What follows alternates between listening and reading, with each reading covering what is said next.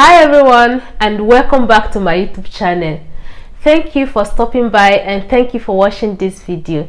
I hope you all are well today and I hope you all are taking good care of your health. If you are new, special welcome and thank you to you. I am Regina Madu, a pharmacist. In this channel, I'll be discussing diseases, treatments, preventions, and overall health-related topics. So if you're interested, please click the subscribe button and also the bell icon for weekly updates. In today's video, I'll be discussing about vitamin A. I'll be discussing about the sources, the importance, deficiency disease, daily requirements, toxicity, and cause of deficiency. So watch this video to the end to gather all the information.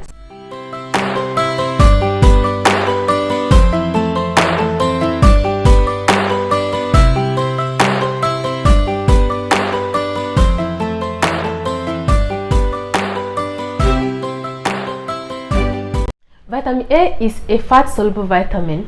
Along with it are vitamin E, vitamin D, and vitamin K. But today I will be focusing on vitamin A. Before I will dive in properly, what are vitamins? Vitamins are organic substances that are required in small amounts for normal functions of the body. They are organic because they are mainly obtained from natural source, and they are required in small amounts because they are non-caloric. You cannot obtain energy by consuming vitamins. So they are not required just like the way you require carbohydrates and proteins in order to obtain energy. Vitamin A is a fat-soluble vitamin, meaning that it can be stored up in the body and it is absorbed the same way fats are absorbed. Vitamin A is available in different forms such as retinol, retinal, retinoic acid, and in beta-carotene. The active form of vitamin A is retinol. Vitamin A can be obtained both in plant source and animal source. The active form of vitamin A can be obtained in animal source such as pork liver, chicken liver, beef liver, and also in fish livers, and in some fish like tuna, mackerel, salmon, fatty fishes, and also in fish livers such as cod liver oil and shark liver oils. In plant source, vitamin A is obtained in form of beta-carotene, and the plants that contains beta-carotenes are mango, carrot, apricot, sweet potato, pumpkin, papaya, spinach, amaranthus, green peas, and many other vegetables. Vitamin A plays important roles in the body, which are in eyesight. It plays a role in normal eyesight, and that is because they are component of photoreceptor complex of retina, in fertility and normal growth, infertility both in male and female, and that is because it plays a role in spermatogenesis, that is production of sperm, and also they plays a role in fetal development, in erythropoiesis, that is formation of red blood cell, and that is because they are involved in synthesis of transferrin, which is a protein responsible for transporting iron.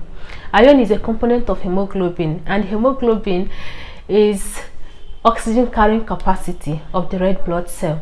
It plays a role in immunity, which is body defense mechanism. Vitamin A also acts as antioxidants. That means they help to remove free radicals. Antioxidants are free radical scavengers. So vitamin A helps to remove free radicals from the body. Free radicals are very reactive substance that if it's not removed in the body, react with the cell of the body and cause what is called oxidative stress, leading to many diseases. Vitamin A helps to remove these free radicals. Vitamin A also plays a role in regulation of protein synthesis. Every part of our body is made up of protein because protein is the building block of the body, and vitamin A plays a role in its regulations. It plays a role in maintenance of healthy epithelial tissue. Epithelial tissue is found in every part of the body, in the gut, in the respiratory system, on the skin, everywhere, and they have different functions such as protective functions, excretion, secretion, filtration, and many other functions. It also helps to reduce heart disease such as myocardial infarction. Deficiency of vitamin A will lead to many diseases, and the major one is blindness. And this blindness does not just happen, it occurs gradually through different processes. Number one being xerophthalmia, which is the dryness of cornea and conjunctiva, and from there it leads to thickness and wrinkling of this cornea, and from there it becomes thick and lose its transparency. And that step is bitter spot, and that is formation of triangular white patches on the cornea. Next step is keratomalacia, which is ulceration and necrosis of the cornea. That is formation of wound-like stuff and degradation of the cornea, and that will lead to total blindness. And the worst part is that once this blindness occurs, it is irreversible. It's not like once you start taking vitamin A, you regain all this again. Once it's done, the damage is done and it's irreversible. Vitamin A deficiency can also lead to night blindness. Night blindness means that these people cannot see in the dark. That is an inability of one to adapt in dark environment. That is a loss of night adaptation or dark adaptation. You know, if you move from a bright place to a dark place, at first you will not be able to see anything. It seems you don't even have eyes. You will lose any kind of sight at all. But within few seconds, you start seeing again, and that is called adaptation. So in vitamin A deficiency, they will not be able to adapt like this, and that is to say they cannot see in the dark and they cannot do anything when there is no light. Vitamin A deficiency can also lead to alopecia, that is loss of hair. Remember that I mentioned in the function that it helps in protein regulation. So if there is deficiency of vitamin A, this protein regulation will be affected, and that includes the hair. And also it can lead to peeling of the skin and rough skin, because the skin also is made up of protein. Vitamin A deficiency can also lead to infectious disease because it plays a role in immunity. A deficiency can also affect the immunity, making the individual susceptible to infections such as genitourinary infection, intestinal infection, and respiratory infection. And also it will also reduce mucus secretion. And I mentioned in the function that it plays a role in maintaining epithelial tissue, and that includes mucosal cell. So the mucus plays an important role in the body. Apart from you having a catarrh or having some respiratory infection that you have to spit out some mucus out, these mucus are actually there for a purpose. They help to trap unwanted substance or foreign matters from the body, especially in the airway, stopping them from entering into the lungs. So they protect.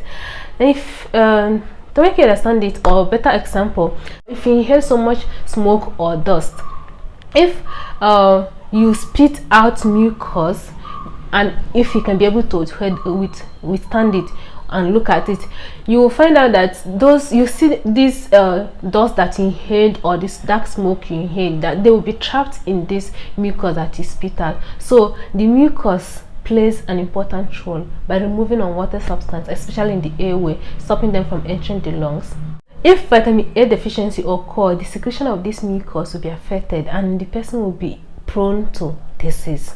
It affects growth in children, that stunted growth in growing children. I mentioned in the function that it helps in normal growth. So if vitamin A is not enough in children, it will affect their growth. The daily requirement of vitamin A is measured in retinol equivalent. It's required about 1000 retinol equivalent is required in men and 800 retinol equivalent in women. In children, lactating mothers, and pregnant women, more amount of vitamin A is required. So with this, I'll say that if you're pregnant and you think you don't have enough vitamin A, please buy vitamin A supplement. If you don't have access to vitamin A containing food, if you have children and you think they don't have access to vitamin A containing food, or they don't have enough, they are not taking enough vitamin A, please give them vitamin A supplement. But while taking it, be careful not to give them overdose. Vitamin A toxicity. Too much of vitamin A can lead to what is called vitamin A toxicity or hypervitaminosis A. Too much of everything is bad, you know. And vitamin A being fat soluble vitamins means it can be stored up in the body. That is, the liver helps to store up vitamin A. It's not like water soluble vitamins like vitamin C and vitamin B that can easily be removed from the body. They are fat soluble, therefore it excess of it can lead to toxicity. And manifestation of vitamin A toxicity are headache, drowsiness, irritability, joint pain, peeling of the skin, loss of hair, and teratogenicity, and that is giving birth to a defect baby. Though this vitamin A toxicity is very rare, it can only occur in those that are taking vitamin A supplements, and that is if they take high dose or overdose for a long period of time. Also, vitamin A deficiency disease is very rare because vitamin A is stored up in the liver. So for one to start manifesting vitamin A deficiency, they must have not have access to vitamin A for a long period of time, like 6 to 9 months. So the body must have used up the stored vitamins in the body within that period of time. What can lead to vitamin A deficiency easily is fat malabsorption. Fat malabsorption is inability of the body to absorb fat, and vitamin A being fat soluble vitamins will also be affected because it cannot be absorbed by the body. Also, in liver disease, vitamin A storage will be affected, and because of this, individual can easily have vitamin A deficiency. And also intake of vitamin A, if you're not taking enough of vitamin A, you easily have vitamin A deficiency disease. I hope you enjoyed this video and I hope you find it useful. Please, if you do, give me a thumbs up, subscribe to my channel, and also share this video to your family and friends so that they also will benefit. Thank you for watching, and do have yourself a good day. Bye bye.